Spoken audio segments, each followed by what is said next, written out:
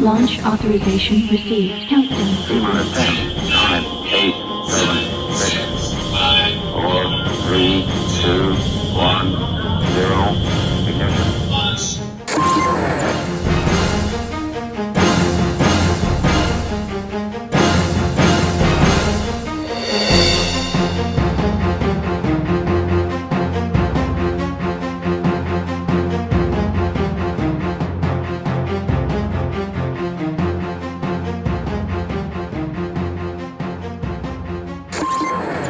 What was once just but a simple thought has now become reality.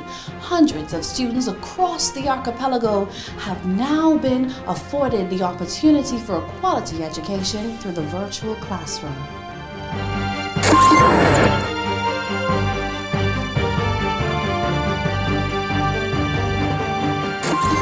21st century education requires the breaking of barriers which prohibit the creative use of technology in classroom instruction.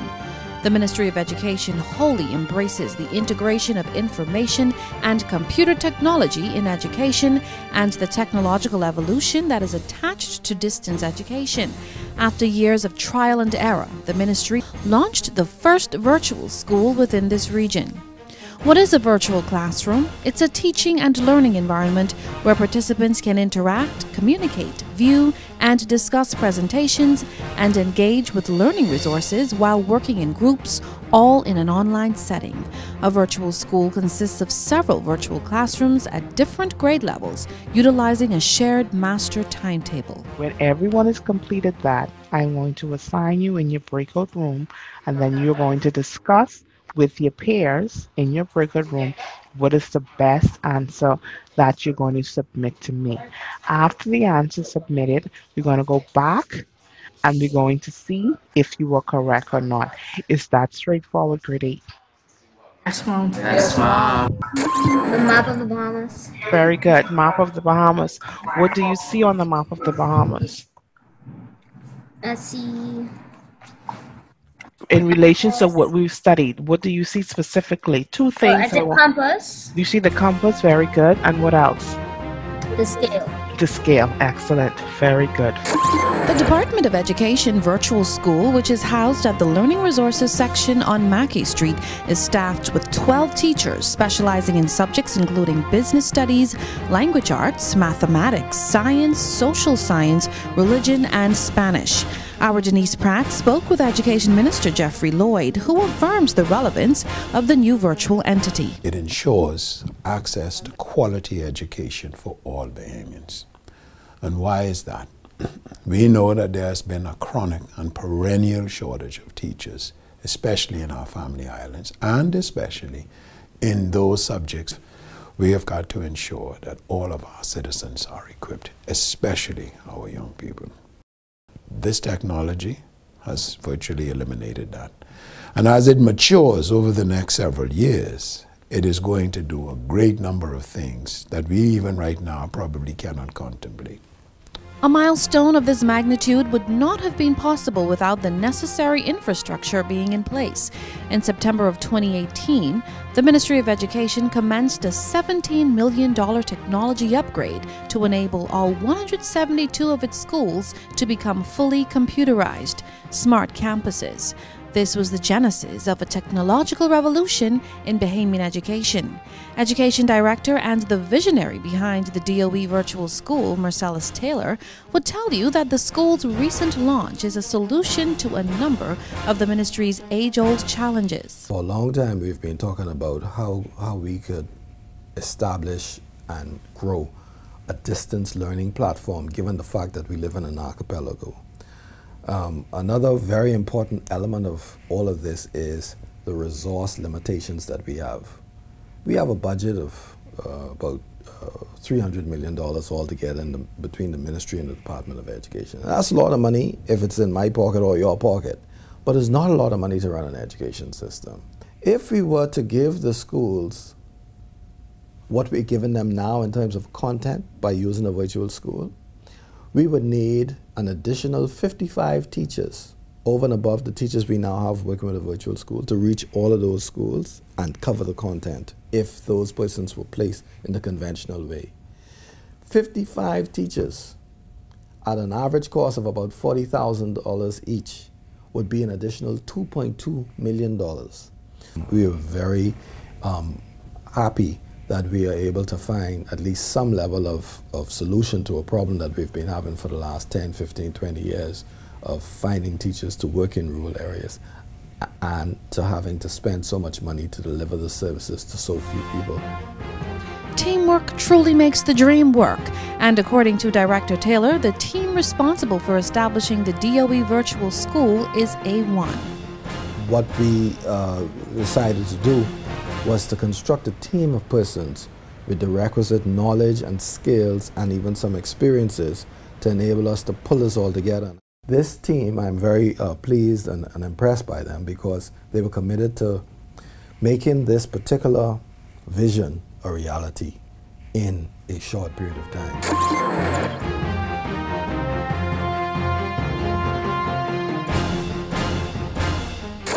The design behind this concept has teachers based here in New Providence teaching virtually or remotely through video conferencing software to different islands across the country. The platform that we're using for our video conferencing is Zoom. It's a worldwide leader in video conferencing software. Zoom actually allows teachers to see the students and vice versa, and they can talk back and forth with the students and the teachers. The students could also talk amongst each other. There is a chat feature involved. The teacher can whiteboard where they can actually write on the board. They can share screens, share PowerPoint presentations, videos. One of the things that we actually really love about Zoom is that it has this feature for breakout rooms that allows the teacher to take a big group and break them up into small groups for collaborative work. They will meet and discuss, and then they can come back together in the joined room. Also, a part of the feature in Zoom allows for the use of nonverbal icons, almost like emojis. So the students can give thumbs up, they can raise their digital hand, they can let the teacher know if they're going too fast, too slow, without actually having to speak. And the chat feature also allows the students to chat to the teacher, to the group, as well as to the teacher privately. So if a student is having an issue, she can send a private message out to the teacher, and the teacher is able also to respond privately within the chat. So interaction is very important, and Zoom helps us to keep that interaction alive for the students and teachers.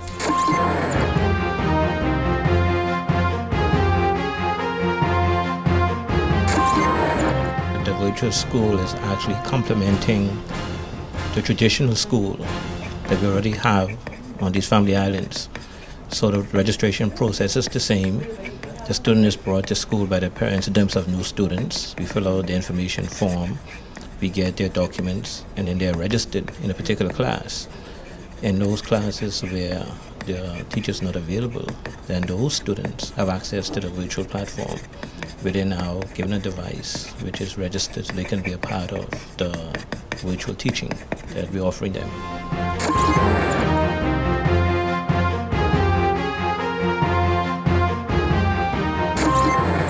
The administration at the virtual school is very similar to the administration at any other school. I have a staff of teachers that we supervise and manage and make sure that they are doing what they're supposed to be doing in their classes, producing forecast notes, lesson plans, and making sure, most importantly in this virtual environment, that those lessons are really interactive, fun, and engaging for the students. But some of the differences with the virtual school and the regular school will be that I have to coordinate not only this school, but coordinate with 15 centers around the family island so that they are all on the same accord as us. If it's a staff meeting, that has to be coordinated and sync with all the other schools on the family island so that we lose the least amount of instructional time with our students.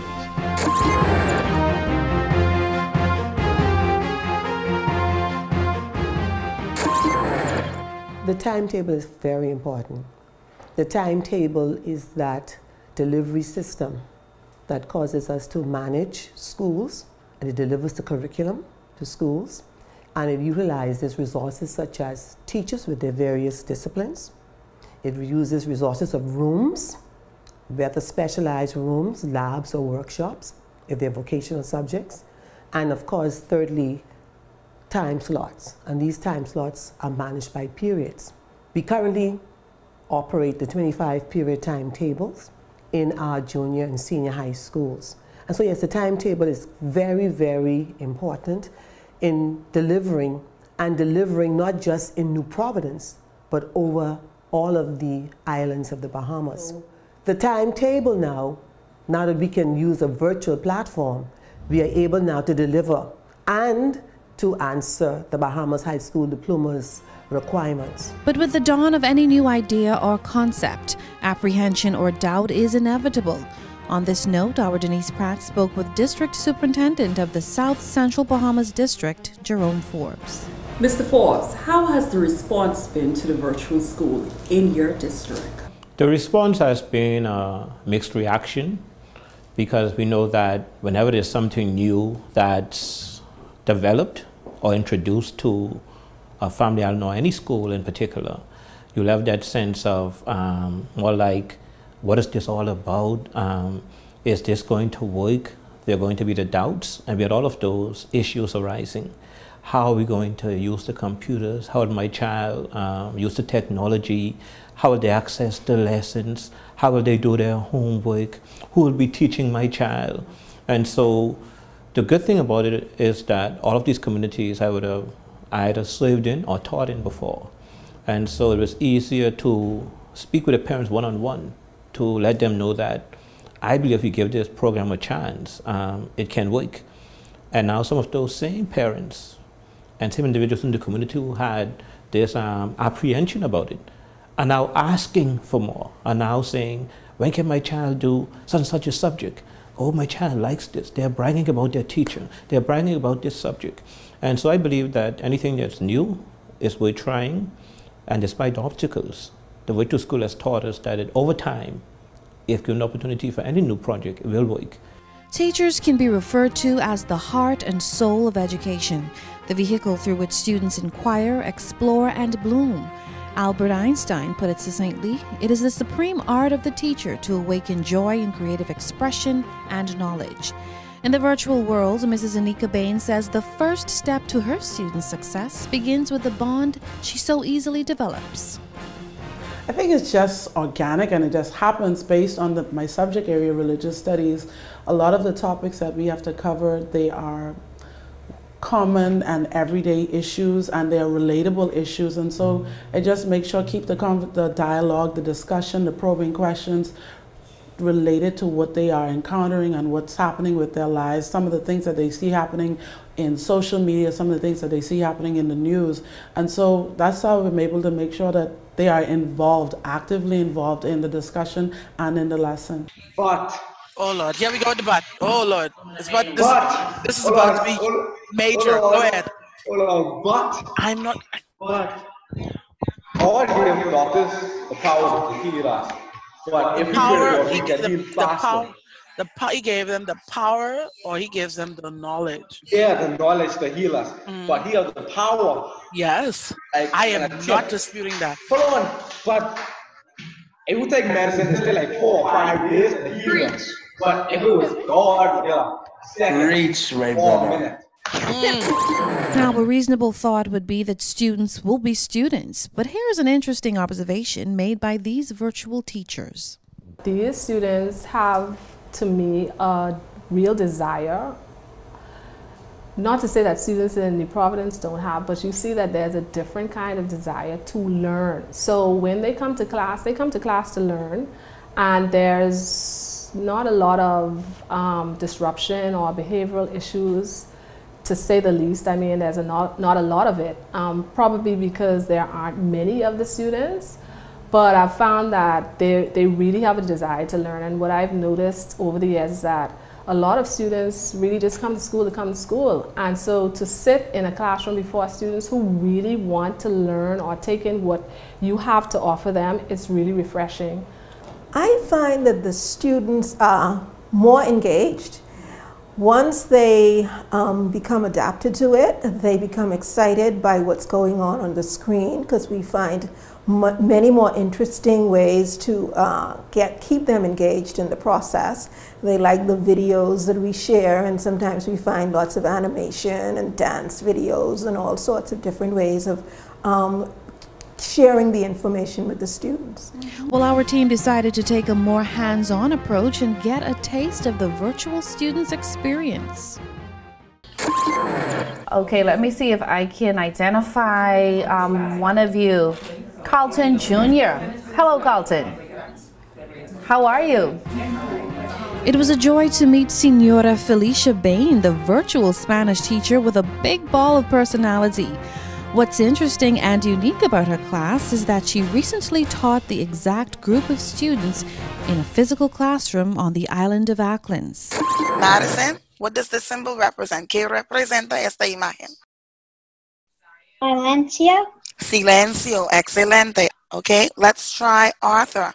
Arthur, ¿qué representa esta imagen? What does this image represent? Read. En español. You have to answer in Spanish. Lee. Lee, excelente, bueno, okay?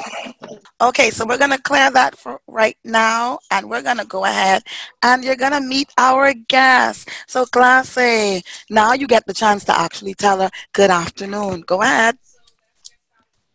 Buenas tardes. Buenas tardes. Buenas tardes. Y ella se llama señora, señorita. Are you married, unmarried? I'm married, so what is that? She's married, so what are you going to say? Señorita. No, Señorita. she's married. She's married, so what would it be? Señor. Señora. Señora, excelente. Señora. So, ella se llama Señora Williams, okay? Bueno, and Señora Williams, yo me llamo Señora Bain y estoy la profesora aquí, and these are my brand new 7th graders. Wow, how many of you are there? So far, we waver between like 12 to 15. Okay. Some days there are more. That's a good size class. And if no one had told me, I would think that you were a native of some Spanish-speaking country, and your students are very good themselves. So you need to give yourselves a round of applause. Give yourselves a round of applause. Un aplauso para ustedes. I have never done Spanish. I always wanted a good Spanish teacher, and the looks and sound of things, you have an excellent, thorough Spanish teacher. So tell me, what do you like most about this virtual Spanish class? Amaraya, go ahead. The teacher. Love your teacher? Wow, if I had her as a teacher, I'd love her as well. So I just want to encourage all of you to do well. Study, study, study. Okay? Nice meeting you guys. Adios. Adios. Adios, amigos. Adios. Educational field trips are an essential part of the education process, and as Mrs. Antoinette Storr tells us, our virtual students are certainly not missing out. We have this wonderful opportunity through the virtual school to have virtual field trips. So no longer do we require students to travel to New Providence to see some sites of interest. The virtual school teacher now can move about with a camera and take her children on a virtual field trip, which of course is another very powerful way in which we can utilize the virtual school.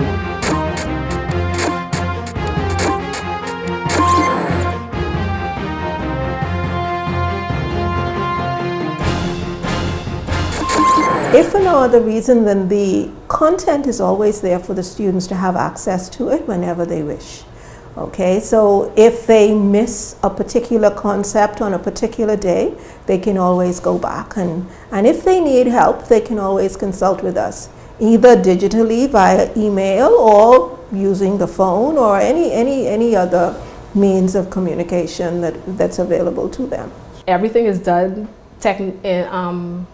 with technology. That's definitely a plus. It makes everything easier. All of your notes are at your fingertip.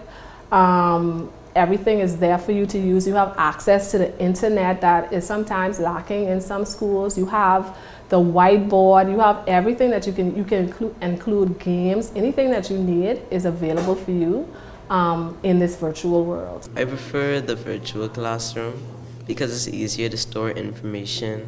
You can do your work online. I like using technology more than using books.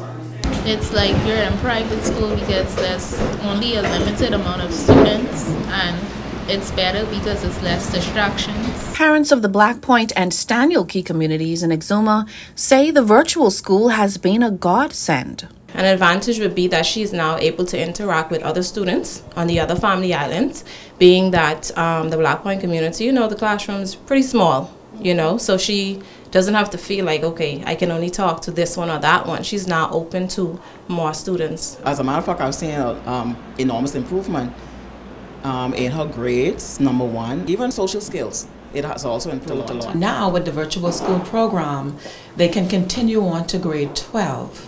Allowing them or affording them the ability to be able to graduate high school without having to actually leave the island. I see the virtual school going very far throughout the Bahamas, whereas children would not come to school with textbooks, technology like we say. Students use technology every day. We see it with them on their cell phones. We see them using different applications, playing different games. You only have 10 seconds. I will count down. 10, 9, 8. And so, in a way, we are using some of those same applications. We're using games, something that's going to engage them, because most of our students, believe it, they are tactile. They want to use their hands. It's whoever types in first gets it. Mortgage in this little box. All right. Put it right in that red box for me, please. Is that a fixed asset, current liability, LL?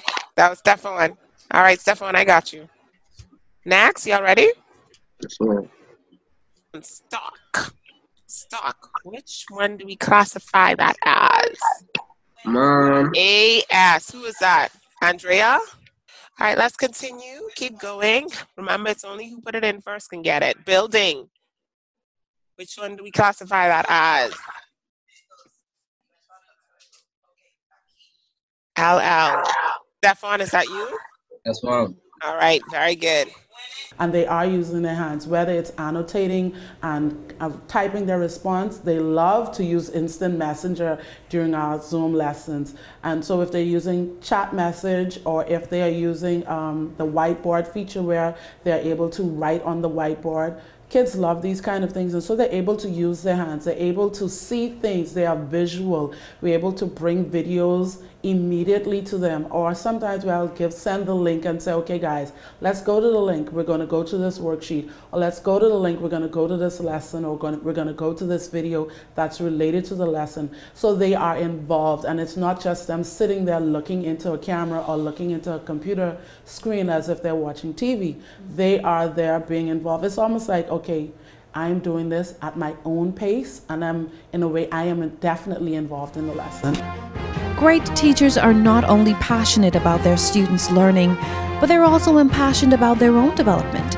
And as virtual educators, this team says opportunities for professional growth have increased.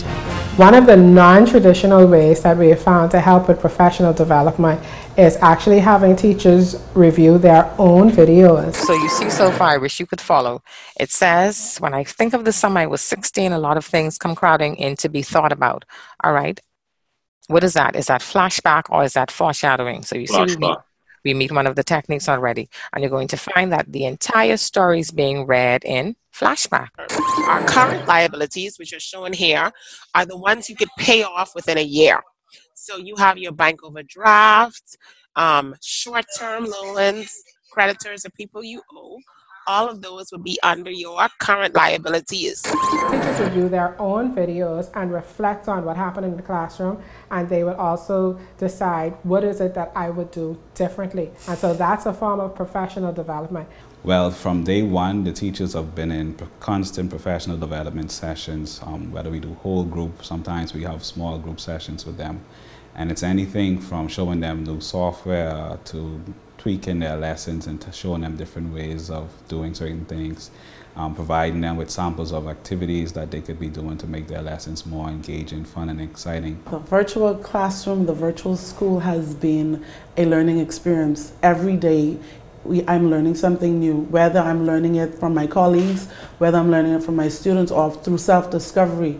I'm learning about different programs and applications that were always available and that I was not really using to the fullest capacity or to the best of my ability. I'm learning and I'm honing my skills as an educator. And just how far has some of these teachers been stretched?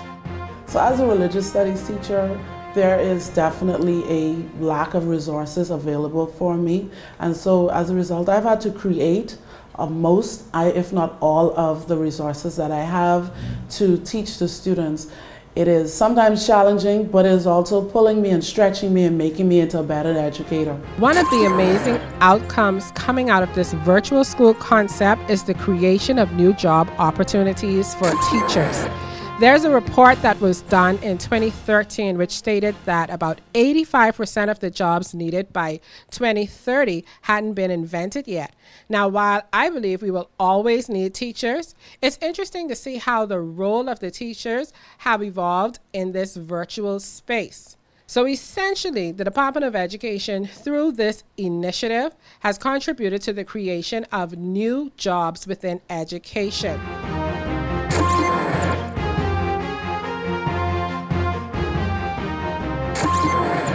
Now you see the world, you see the entire world, okay? And it's spinning around. Guys, you paying attention? Yes, ma'am.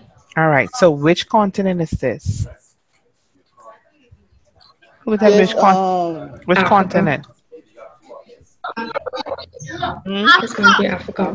Yes, Africa. So the potential is vast and right even now unimaginable as to what potentially can happen for our people, and I don't just mean young people, for our people generally, in terms of this, in terms of technology.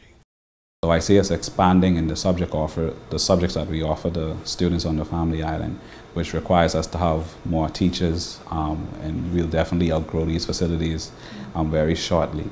Virtual school is now a viable option, and we are prepared to do whatever it takes to move it forward. This here is a real big initiative, and I think we're going to see great returns in terms of educational outcomes. Virtual school is a godsend, and I think it is one of the most transformative agents in the educational apparatus and establishment and enterprise in the Commonwealth of the Bahamas. I could not be more proud of those who have facilitated this. In the final analysis, as a society, what is most important is the evidence of progress, and that progress is inevitable when the 4 C's of 21st century skills are fostered and applied: critical thinking, creativity, collaboration, and communication. The Ministry of Education is committed to cultivating environments for educational growth, where we are enhancing the traditional and embracing the virtual. I'm Adama Williams for Ed Talk.